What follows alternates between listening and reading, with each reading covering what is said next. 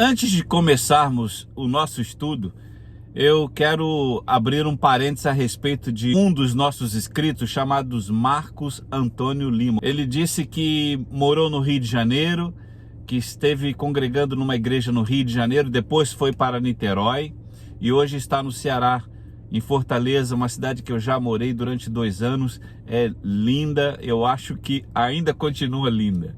Enfim, e ele disse que ao ver os nossos vídeos, ele se despertou novamente para Cristo, ele está animado agora, e a minha oração é que o Marcos, e não somente ele, mas também você que assiste o nosso vídeo agora, seja plenamente abençoado em nome de Jesus. Quero reforçar para você que nós criamos um canal no Telegram, tá bom? Ele está aqui embaixo. Eu quero que você acesse o Telegram. Se você não tem esse aplicativo, baixe. Ele é um canal que nós vamos não somente disponibilizar os slides que nós colocamos nos vídeos, para você passar na igreja, para você passar em casa, passar nos estudos, tá bom? Então, são slides que nós preparamos com muito carinho, são slides que dão trabalho de fazer, não somente os slides, mas também o vídeo, mas é tudo para a glória de Deus. E eu tenho certeza que vai ser bênção para você. Entre lá no canal, acesse, baixe os slides, você pode copiar os links e passar por e-mail para o seu computador, e lá você pode abrir, pode, enfim, trabalhar com eles, tá bom? É de graça, nada aqui é cobrado. A Bíblia diz que nós recebemos de graça e de graça devemos dar. E outra coisa, você entrando no canal, você participando desse canal, você vai ser alvo das nossas orações. Todos os dias a gente abre o canal, vê os nomes que estão ali e nós pedimos a Deus que intervenha, que faça diferença, que mude a circunstância e que te abençoe grandemente. Basta fazer isso. Entre no canal, acesse e Deus vai te abençoar. Estamos de volta com mais um vídeo a respeito das festas judaicas. Nós vimos no primeiro vídeo que Jesus Cristo é o nosso Cordeiro Pascal. E vimos um motivo bem específico. Jesus Cristo é o Cordeiro Imaculado de Deus. Ele não tem manchas, ele é perfeito. E este é só o primeiro motivo. Vamos completar agora o nosso segundo motivo pelo qual Jesus Cristo é efetivamente o Cordeiro Pascal de Deus. Se você não viu o primeiro vídeo, pare aqui, volte lá e assista a primeira parte, onde nós começamos a falar a respeito das festas judaicas.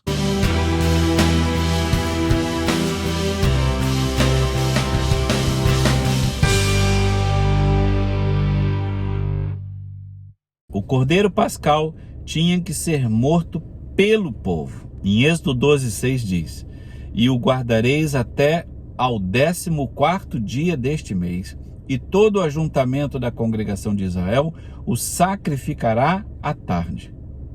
Em Atos 2:23, ele relata que a este que vos foi entregue pelo determinado conselho e presciência de Deus, prendestes, crucificastes e mataste pelas mãos de injustos.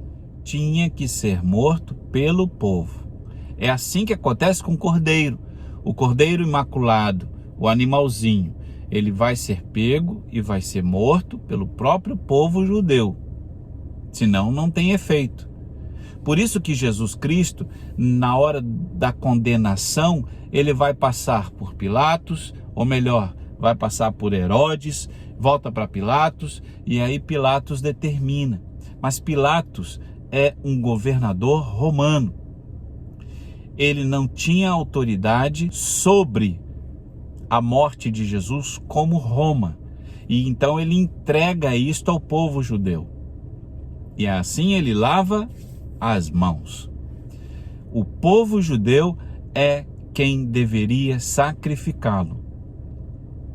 Me fizeram uma pergunta um dia, curiosamente, sobre o fato deste versículo dizer que foi o povo judeu que matou Jesus e por isso eles seriam assassinos? Queridos,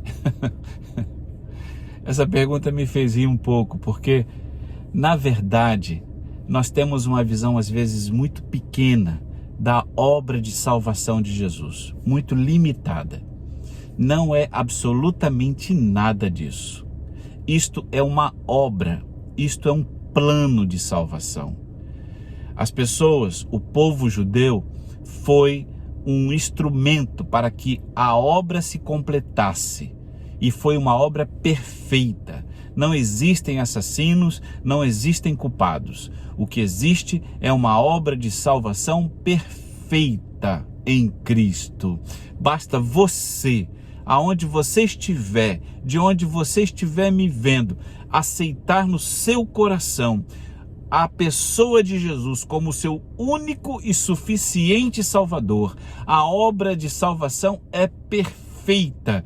Então, o Espírito de Deus há de entrar no seu coração, há de fazer morada, e a Bíblia diz que nós somos templo do seu Espírito.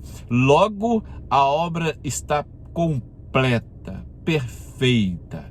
Não existem assassinos, não existem culpados. O que existe sim é uma obra de Deus para o coração do homem.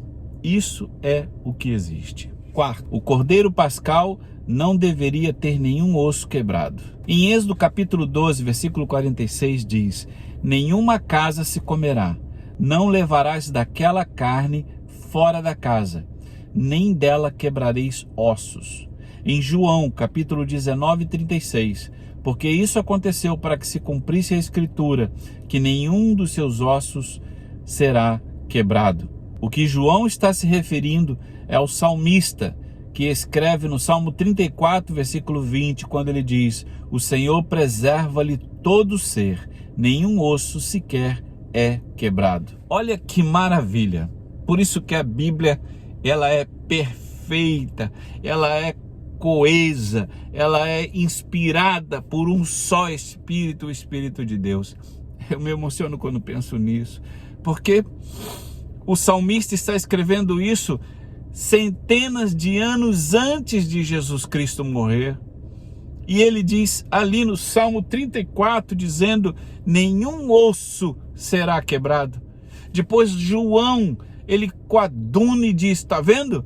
Cumpriu-se a profecia, nenhum osso de Jesus foi quebrado. Eu já fiz um estudo sobre a morte de Jesus e eu me emociono quando penso no momento em que aqueles homens estão pendurados na cruz e eles estão ali há horas. Era um sacrifício humano pavoroso e na verdade eles vão morrer por asfixia. O pulmão vai sendo comprimido por causa do peso do corpo, eles não se aguentam mais na ponta dos pés cravados com prego, e aí o corpo começa a ceder e ele não consegue mais respirar. O sangue vai se esvaindo lentamente. Mas eu quero dizer para você que aquelas pessoas, os ladrões que estão pendurados, eles estão resistindo, assim como Jesus Cristo está também. São mais de 5 horas pendurados na cruz, eles agora estão passando da hora do meio-dia, já é 1 hora da tarde, 2 horas da tarde, e eles estão agora sofrendo profundamente dores cruciantes. Aliás, a palavra cruciante veio exatamente por isso, porque é dor de cruz. O fato é que o prego, quando pega nos nervos, eu não sei se você já bateu o cotovelo na ponta de uma mesa, aquela dor multiplique por 1 milhão de vezes. É a dor quando o prego atravessa um nervo humano. Esses homens estão sofrendo, entretanto estão resistindo. O que os soldados vão fazer agora é pegar marretas, pedaços de aço, de ferro, e quebrar as suas pernas para que o corpo desça ainda mais e finalmente morram asfixiados. Queridos, nessa hora, a Bíblia diz que as pernas de Jesus não são quebradas. Glória a Deus. Glória a Deus. As pernas de Jesus não são quebradas. Dos ladrões são quebradas, mas de Jesus não são. O que mostra que é que a palavra de Deus é perfeita e ela se cumpre em Cristo. Nenhum osso será quebrado. O salmista já dizia, e João confirma, dizendo: a profecia foi cumprida em Cristo. Aleluia, aleluia. Oh, meu amado, eu oro por você. Se Jesus Cristo ainda não está no seu coração, se você ainda mantém pecados de estimação, a hora é chegada, a trombeta vai soar.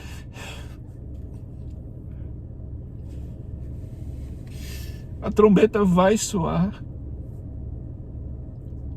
Abandone o pecado.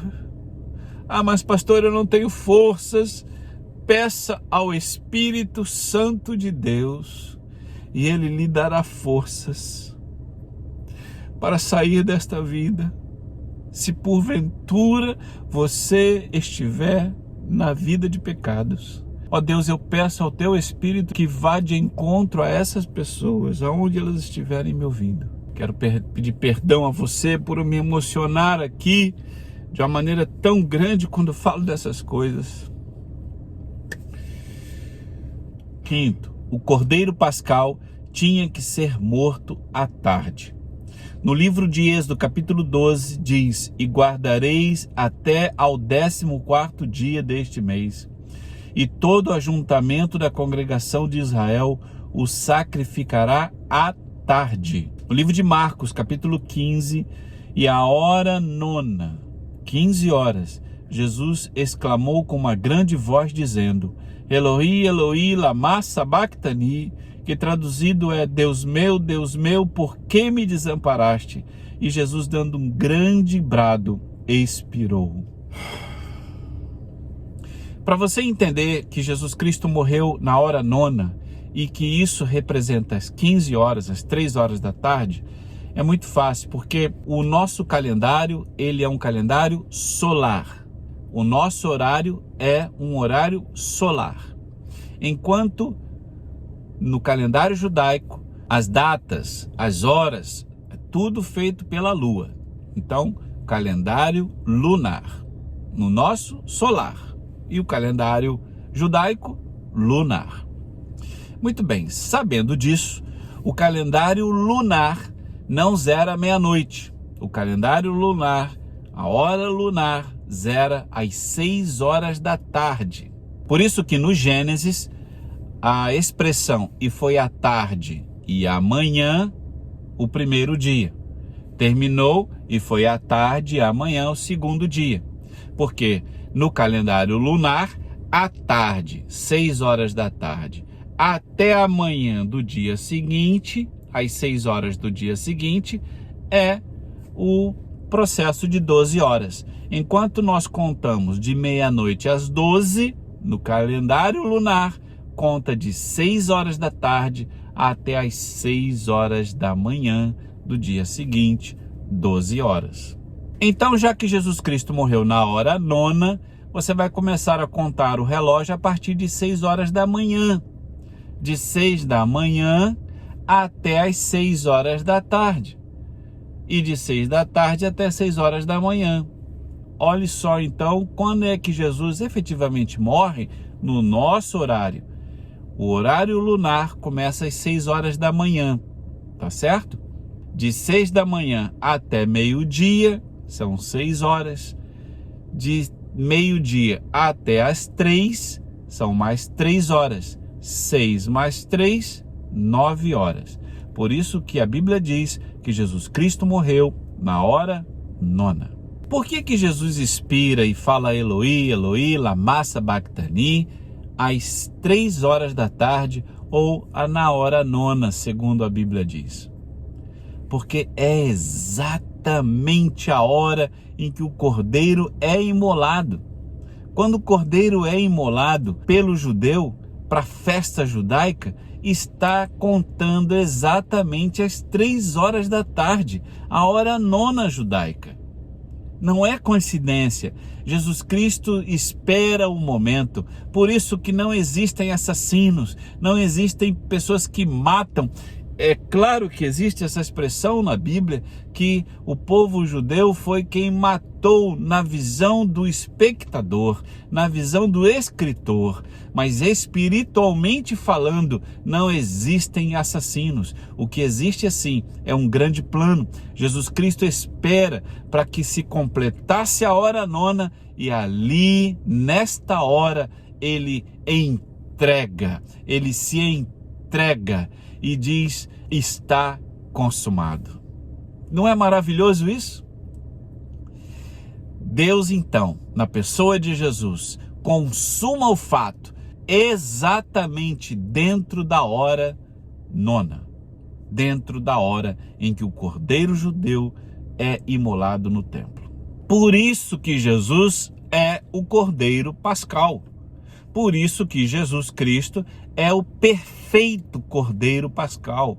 É o cordeiro que é imolado por Deus dentro da festa judaica e que assim nós entendemos plenamente que ele é a nossa Páscoa. O judeu entende que a Páscoa é a saída do seu povo do Egito. Até porque a palavra Páscoa significa passagem, Passover, passar por cima. E é exatamente isso que aconteceu. Quando a Bíblia diz que eles pegaram um cordeiro, imolaram o cordeiro, pegaram o sangue do cordeiro e passaram nos umbrais das portas, todos os fatos estão sempre apontando para Cristo. O Cordeiro de Deus é nosso pão sem fermento. Eu sou o pão da vida. Aquele que vem a mim não terá fome. João 6,35. Livrem-se do fermento velho, para que sejam massa nova e sem fermento, como realmente são. Pois Cristo, nosso Cordeiro Pascal, foi sacrificado. Por isso celebremos a festa, não com fermento velho, nem com fermento da maldade e da perversidade, mas com os pães sem fermento da sinceridade e da verdade.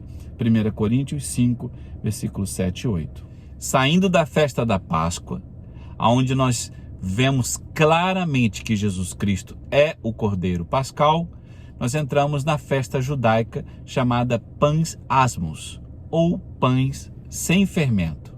É aquele pão chatinho, que não cresce.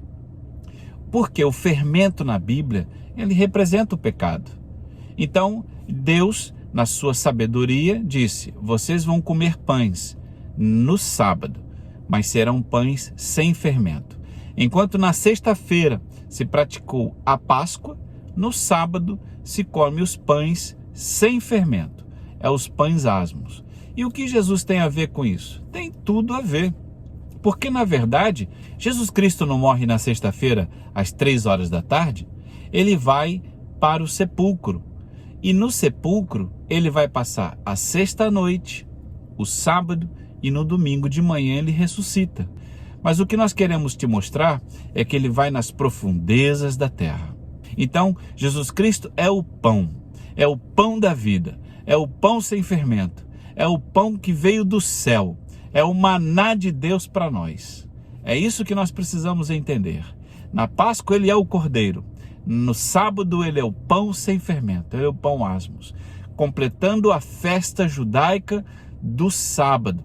Vamos então para o domingo. Jesus Cristo é a primícia, mas de fato Cristo ressuscitou dentre os mortos, sendo as primícias dentre aqueles que dormiram, mas cada um por vez. Cristo primeiro, depois, quando ele vier, os que lhe pertencem. 1 Coríntios 15, versículo 20 e 23. Em Atos 10, 40 diz: Deus, porém, o ressuscitou no terceiro dia e fez que ele fosse visto. O domingo é um dia especial.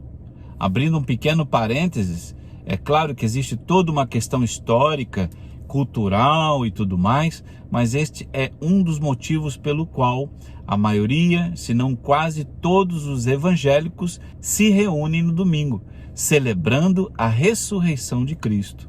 Então, Jesus cumpre a festa das primícias, porque ele é o primeiro a ressuscitar dentre os mortos, para depois virmos nós, que iremos ressuscitar dentre os mortos, seremos arrebatados, seremos levados, os mortos irão primeiro, depois nós iremos nos encontrar com ele nos ares.